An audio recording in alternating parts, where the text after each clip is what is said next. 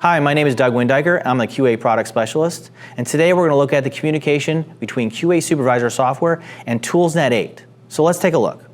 Okay, so let's set up the communication, or show you where you can set up the communication between ToolsNet 8 and QA Supervisor. I'm going to log in here, and then in the upper right of my home screen, we have our little icon of our guy there, right? So if I click on that, at the top of the list is Application Settings. Application Settings is where we're going to navigate to get to this window where we're going to configure the ToolsNet 8 communication. So in the application settings, there's a lot of default values and things in here, parameters, values that affect the software globally. So this is where we would change the number of samples and maybe our values within the CMCMK, or maybe our measuring units globally. Again, the software defaults to newton meters, but under here we have if we want to change it to foot-pounds, if you will. So at the bottom on this left pane over here is where we have the ToolsNet 8 parameters.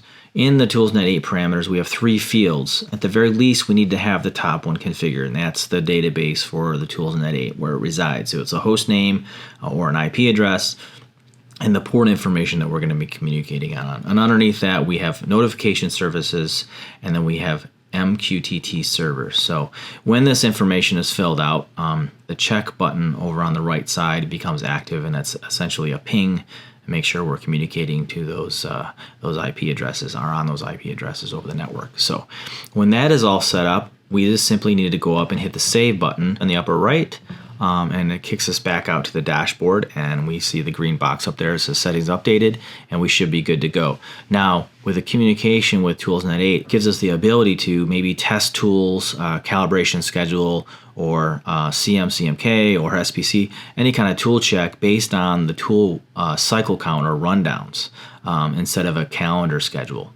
So, and the other thing we can do is create a joint report, which I think you're going to be doing. If you're going to set up the communication between ToolsNet 8, you're going to buy the joint report. And the joint report gives us the ability to bring in production data from a tool at a station or on a joint, and then correlate that with either tool tests or residual joint checks is most likely what you're going to be doing, is correlating the production data with a residual joint checks.